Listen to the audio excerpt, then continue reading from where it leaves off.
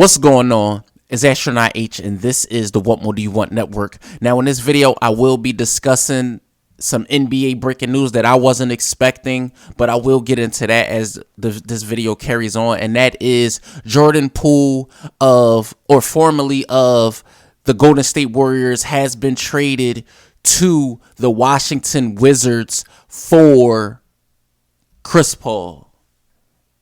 So Chris Paul will be teamed up with the likes of Stephen Curry and Klay Thompson, along with Andrew Wiggins. Honestly, last year, right?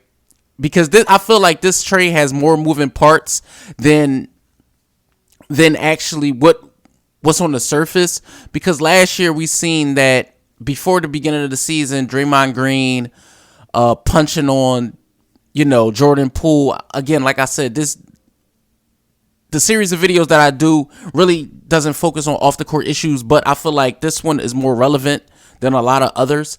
And just looking at what happened in the landscape of Draymond Green punching on Jordan Poole and the way Jordan Poole carried himself like a professional throughout the regular season, ultimately playing well, averaging 20 points off the bench and things like that, but not really I feel like the Warriors didn't get the value that they expected from that deal that Jordan Poole signed earlier in the year, after they won the title. You were thinking, well, at least me, I was thinking Jordan Poole was going to be that guy to take the scoring load off of, guys like Steph, guys like Klay, and actually add a more potent, have them be more of a potent attack like he was the year before. But again, sometimes when you become one of the focal points of team scouting reports, you do get looked at differently on defense. So that could be one thing. And like I said, just Jordan Poole being what he was a year ago, I feel like him moving on and getting out of the spotlight or the shadow of Stephen Curry will help him a lot. A new scenery. Sometimes that's what guys need after so long. Not saying that he's been there 10, 15 years, but the last season for Jordan Poole, I feel like it wasn't enjoyable. Maybe he'll get back to what we've come accustomed to, especially on that run in the finals versus Boston. Now, for Chris Paul, it's just like, he's in the latter stages of his career. And when you look at the landscape of the league and you look at the Warriors and say, okay, Draymond opted out of his deal, do they really want to put the brunt of the ball handling on Steph? He's more of he likes having the off the ball. He likes moving without the basketball. Who can they replace? Even if Draymond doesn't return, you get a more, well-known, well-rounded, well-versed floor general, Chris Paul. He's older. He's older, and he hasn't been the healthiest version of himself lately, but that comes with age. And I feel like Phoenix was going to move on from him regardless of the trade when they moved him on, when the Bradley Beal deal went down. I feel like the Washington Wizards weren't going to keep him. That was just what we knew. They want to rebuild. They want to move on from older guys with monster contracts, try to get some of these young guys in there, more assets.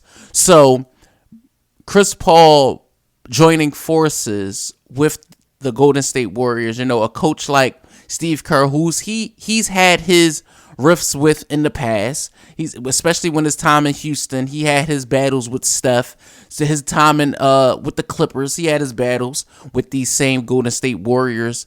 But I feel like he's somebody that you can trust with the basketball. He's not that sound defensively as he once were. So it's going to be interesting to see what the Warriors do and how they play defensively, what with these guys. Now, Chris may even come off the bench. I have yet to hear anything about that. We're still, like I said, we're still ways away from free agency. We're ways away from actually, NBA training camp.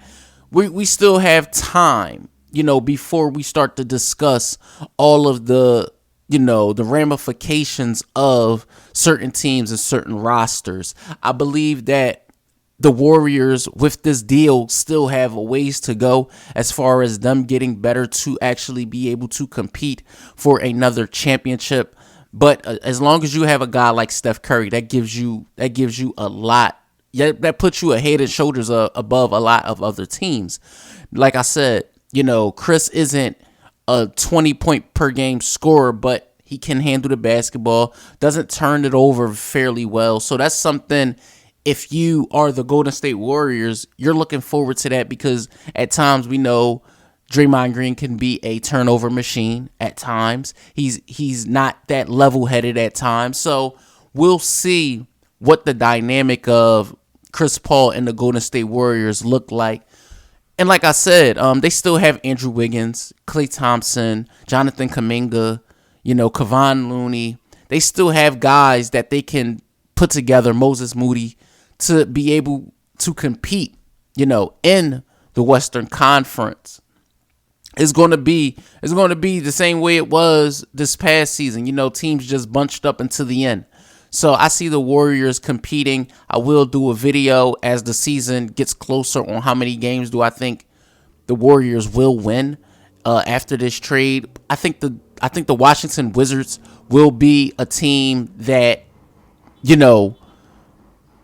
are, like I said, they are rebuilding, and I feel like Jordan Poole will be the focal point of their offense, and his shots will go up at least. We're talking about somebody that could be able to shoot the ball 20 to 25 times per game now.